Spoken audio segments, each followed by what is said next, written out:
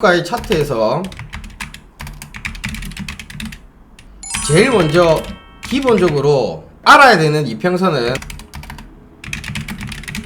일단 기본적인 게 제일 중요합니다. 자, 5일선하고 21선하고 요거만 일단 파악을 하시고 60일선까지 기본적인 거 여러분들이 제일 먼저 알아야 되는 선입니다. 5일선은 주가의 뭡니까? 방향을 설정하는 방향선이죠. 그 다음에 21선은 주가의 상승, 하락, 행보, 추세를 알려주는 추세선입니다. 추세선. 자, 60일선이라는 거야. 60일선은 우리가 이제 흔히 수급선이라고 이야기합니다. 수급선. 60일선을 이탈하면 제 기준으로는 60일선 이탈하면 돈 안 들어온다. 매수세가 들어와야지만 상승을 합니다. 자, 그러면 이제 기본 차트로 한번 가가지고 설명을 드리겠습니다. 자, 테슬라를 이 기본 차트로 한번 가볼게요. 자, 여기 가보시면 가격 이동 평균선이 있죠. 여기서 빼버릴게요. 11선, 21선, 61선 뭐 요거는 지워버리고 단순으로 하지 않고 지수를 씁니다. 지수를 쓰고 라인 설정에 이것도 지워버리고 5일선을 검은색으로 하고 21선을 빨간색으로 하겠습니다. 굵기를 뭐 3으로 하고 61선을 회색으로 할게요. 회색으로. 자, 61선을 일단 빼버리겠습니다. 두 개의 선이 있는데 캔들이 양봉이 있고 음봉이 있죠. 양봉은 매수세가 붙고 상승을 했을 때 이 양봉 캔들이라는 게 형성이 됩니다. 자, 음봉이라는 거는 매도세가 나왔기 때문에 주가가 하락했기 때문에 음봉이랑 캔들이 형성되죠. 여러분들 제일 중요한 게 무슨 선입니까? 흐름을 파악하기 위해서는 제일 중요한 게 이 21선이라는 겁니다. 왜? 추세를 알려주는 부분들이기 때문에 이 21선이 제일 중요합니다. 추세를 알아야지만 어떤 종목들에 접근을 하고 매수 포인트를 잡고 갈 수가 있겠죠. 자, 21선 밑에서 캔들이 이렇게 있을 때는 주가의 추세가 어떻다? 죽음의 계곡이라고 이야기를 하죠. 하락을 나타내 주죠. 자, 반대로 자, 이렇게 올라갈 때 보면 21선 위에서 캔들이 이렇게 형성이 되고 하면 주가의 방향은 상승을 나타내 주죠.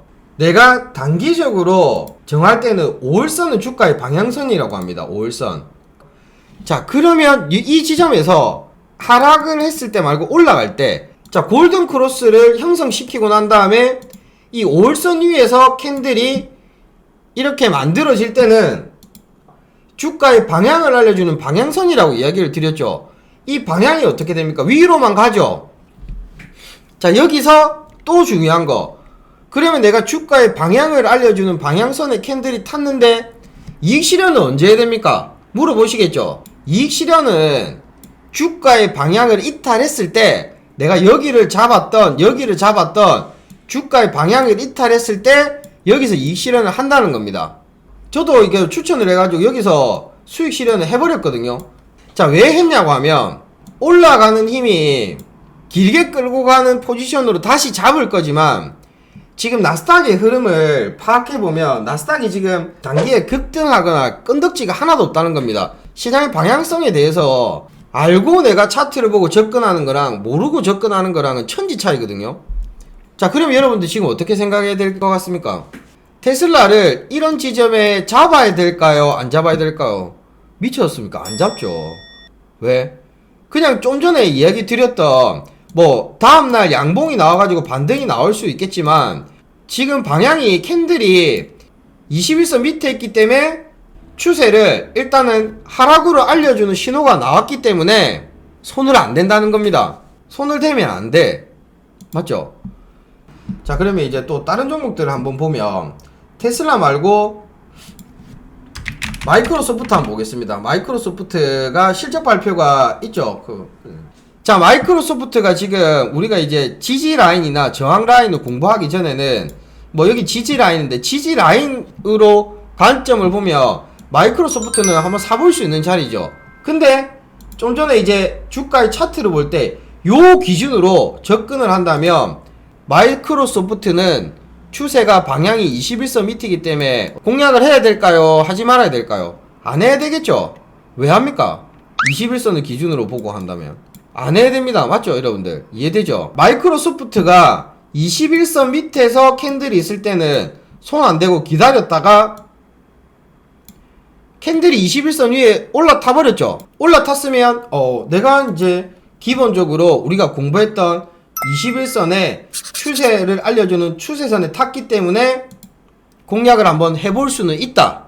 공략을 했다가 다시 21선 밑에 캔들이 형성되면 어떻게 해야 될까요? 손절해버려야 되겠죠. 21선을 기준으로 하는 21선 매매이기 때문에.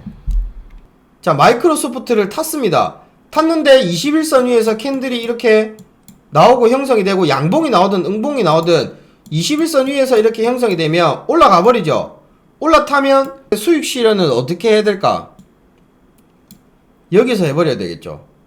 자, 여기까지는 다음날 양봉이 나올 수도 있고 음봉이 나올 수도 있겠지만 여기서 5월선을 깨버렸죠. 요 깨버렸기 때문에 요 날은 내가 이 지점에 공략을 했던 본전이 왔던 수익이 안 났던 간에 이런 자리에서는 그 마이너스가 났더라도 정리를 해야 된다는 겁니다.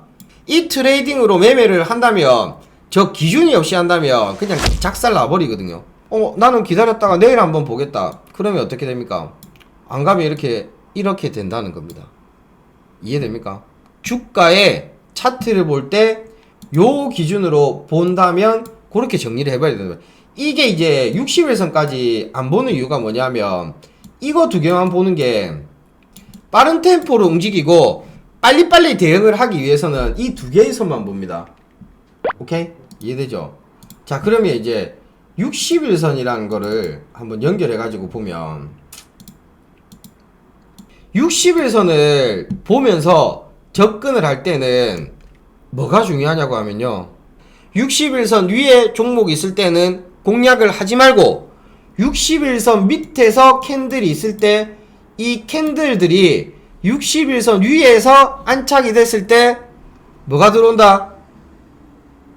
수급이 들어오고 돈이 들어올 수 있는 가능성에 관해서 접근을 한다는 겁니다. 아시겠죠? 자, 그러면 마이크로소프트 같은 경우에는 60일선 밑에서 잡는 게 아니라 60일선 위에 있을 때 잡아볼 수 있습니다. 돈이 들어온 거를 차트상에 신호를 알려줬기 때문에, 그죠? 신호를 알려줬기 때문에 들어갈 수는 있지만 이탈하면 바로 손절이 나와야 됩니다. 즉 여러분들이 60일선 기준으로 볼 때는 위에 있을 때는 쳐다도 보지 말고 60일선을 깨고 이탈했다가 이 뚫고 가는 지점들을 챙겨본다는 겁니다. 이해됩니까? 그래서 이게 지금 제가 여러분들한테 5일선, 21선, 60일선 가지고 트레이딩을 할 때 기준을 잡는 선들이고 여러분들이 활용을 할 때 단순하면서 효과적이라는 겁니다. 여기에서 이런 걸 다 파악하고 난 다음에 뭐 111선, 224일선, 448일선 거기에서 이제 보조지표 그 다음에 어떤 단계들이 올라가겠죠. 그러니까 주식의 공부에 단계들이 있는데 내가 너무 그걸 관가하고 여러분들한테 초보분들한테 이야기를 한 것 같아. 그래서 하나하나 이제 이런 부분들을 알려드릴 겁니다. 이해되시죠? 이해된다 1번.